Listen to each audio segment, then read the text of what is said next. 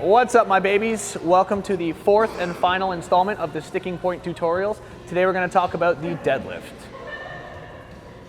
What are you doing? What do you mean, what am I doing? Why are you? This is my video. What do you know about conventional? And you're gonna do it? Yeah, I'm going to do it. I got it from You here. have to do it right. Yeah, I got it right. You might go, yes. I guess Hayden is doing this tutorial. The deadlift, the bar is on the floor normally, and you pick it right up. Okay, so in the conventional deadlift, you generally see people missing in three different areas. Right off the floor, at the knee, or at lockout.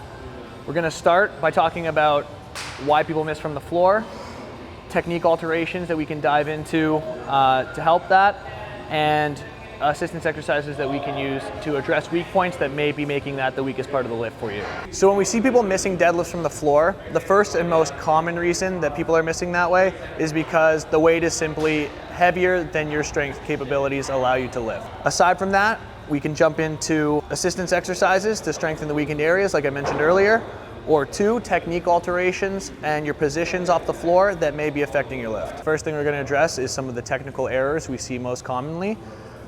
Generally, when we're starting from the floor, one of the most common errors that we see are people not being sure where to set their hips. They'll see videos online of someone whose deadlift looks really good. They may have a completely different body type than that person, but they're trying to emulate that technique. So you end up seeing people putting their hips way too low, and you see a lot of movement in their body before the bar actually leaves the ground. We don't really want any movement to happen that isn't contributing to moving the bar from point A to point B. So when that happens, it's a bit of a problem and you're wasting energy. An easy fix for that is finding a point where you're actually able to feel the tension in your hamstrings before the bar leaves the ground. A lot of people complain about not being able to feel the tension in their hamstrings, and that's usually because your hips are too low. So if you ever see somebody deadlifting, and they go to lift the bar, and the first thing that happens is their hips shoot up before the bar breaks the ground and then the bar moves, that's usually the problem that we're talking about. Now that we've addressed hip position and getting tension in the hamstrings, let's talk about initiating movement from the floor. One of the things that you see a lot is people not knowing how to pull the slack out of a bar or yanking the bar really hard and getting pulled out of position. There are some people that can yank the bar and it works great with their technique. A good example of this is somebody like Steve Johnson, who can put a ton of force and effort right off the floor, but they're able to continue their pull and stay in position. That's sort of the anomaly, not the norm. So I'd always teach someone to learn to pull the slack out of the bar first. And if they want to experiment with that technique later on, do that. Something that Stefi always says that I love is learn the rules before you break them. So let's consider this learning the rules. And if you decide you want to try another technique down the road when you're more experienced, or if this issue doesn't bother you, then that's okay too. The way I want you guys to think about this is sort of like a teeter-totter. When you're pulling one end down, it's pulling the other end up, and that's the idea I want to use to wedge ourselves into the bar and under the bar to initiate movement. If you're just going to go like this and try to pull from any position, that's where we see people getting yanked and pulled forward. But I want you to think that if this bar was a little bit lighter, you'd be able to put in enough force that just you setting the position would lift the bar off the ground. So the first and most important thing that you need to do when trying to learn a new technique or movement is obviously practice that movement. So the number one recommendation we're going to talk about is not only practicing that movement, but practicing that movement at a weight that challenges you enough that if you're not paying attention to things, your technique is going to start to break down and you're going to have to fix those technical errors. In addition to that, we always want to practice the movement in the same way that it's being tested.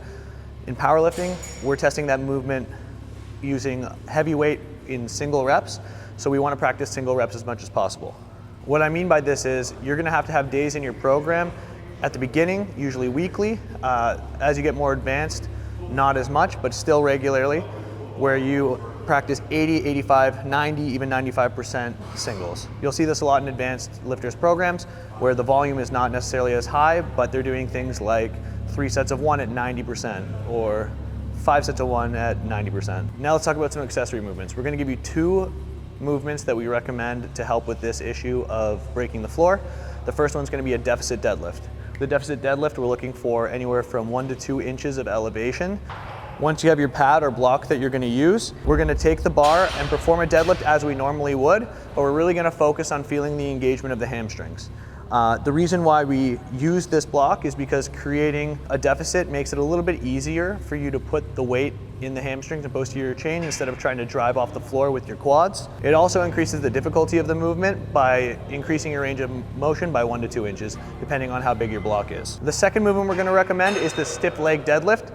This is a similar idea to the deficit deadlift, except instead of using a block, you're just putting yourself in a compromised position by stretching your hamstring more and not allowing yourself to lower your hips to a point that's most optimal. Just like the last exercise, we're gonna focus on all of the things we talked about earlier. So building tension in the hamstrings before pulling off the floor, wedging yourself under the bar like a teeter-totter, and we're gonna use the same grip and foot stance that you would for your regular conventional deadlift. Stiff leg deadlift and Romanian deadlift often get confused, so I think it's important to make a distinction between the two. Stiff leg deadlift starts from the floor like a regular deadlift, whereas a Romanian deadlift, you're gonna pick the bar up like normal and you're gonna take a top-down approach. For the stiff leg deadlift, your leg doesn't have to be locked straight. In fact, that's sort of dangerous, so we want to avoid that. You want to keep a semi-flexed position. All stiff means is that you're going to try to maintain the same angle from your hamstring to your calf throughout the whole movement. Finally, remember to keep the barbell a little bit further away from your shin than you would in a conventional deadlift. Next, let's talk about missing the lift at the knee. This is another common area where you see people failing lifts at heavy weight. And the first thing we want to address is just the simple fact that a lot of people quit at the first sign of struggle. That's a difficult part of the lift. It's a lot of times a part of the lift where you see people starting to shake, and it's a scary part of the lift. People don't want to get injured, they get scared, they drop the bar. I think a really important thing is people learning what their bodies are capable of so that they can push through those points and not just give up because the weight feels heavy or you feel like you're out of position. So it's all about maintaining integrity of your technique under heavy loads, and we're going to give you some tips on how to do that. Okay, there's 3 things that we're going to address in this part. The first is technique, obviously. The second is understanding acceleration and momentum. And the third thing is accessory exercises we can use to address those first 2 things. Let's talk about shin angle. When you see people missing the bar at the knee, a lot of the times you'll see that their feet are also pointing straight forward. What that can sometimes do is create a larger shin angle, which is a bigger obstacle for you to get around in order to complete the lift. A quick technical fix for this is just turning your feet out slightly, anywhere between 10 and 30 degrees, depending on your proportions. And that allows you to push your knees out a little bit and create less of an aggressive shin angle, so the bar has less distance to travel to get to the end point. Now let's talk about acceleration and momentum. The faster you can get the bar from the ground to that sticking point by accelerating quickly, the easier it's gonna be to use that momentum to carry you through the sticking point of the lift. So some of the things you can do to work on your acceleration are obviously speed reps, which is something you want to do with lighter weight, moving the bar as quickly as possible.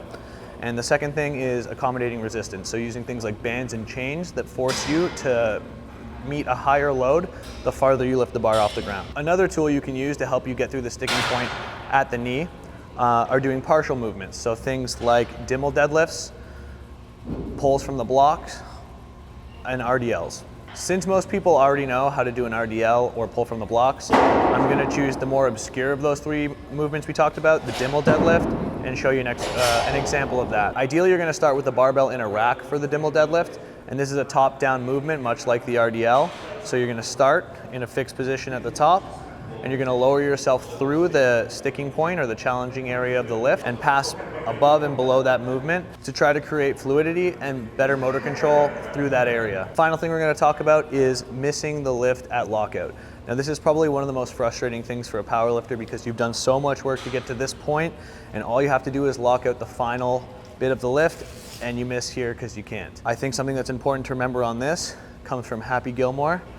If you guys know pop, it's just tapping it in. It's all in the hips. It's all in the hips. Get off of me.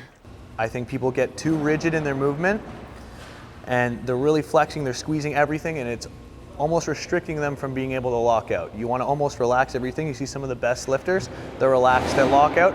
They're just using those hips and they're tapping it in just like Pop said. All you gotta do is just tap it in. Just tap it in. Your glute max and your lower back are the main areas that are working, trying to extend the hip in the deadlift.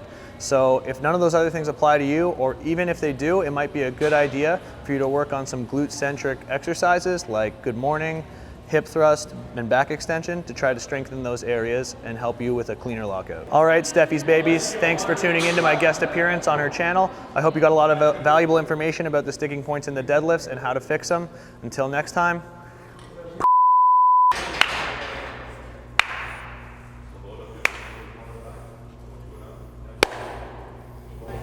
Don't forget to come next time or next week for my video on curing the sticking points in the sumo deadlift. That's going to be way better than whatever Hayden said.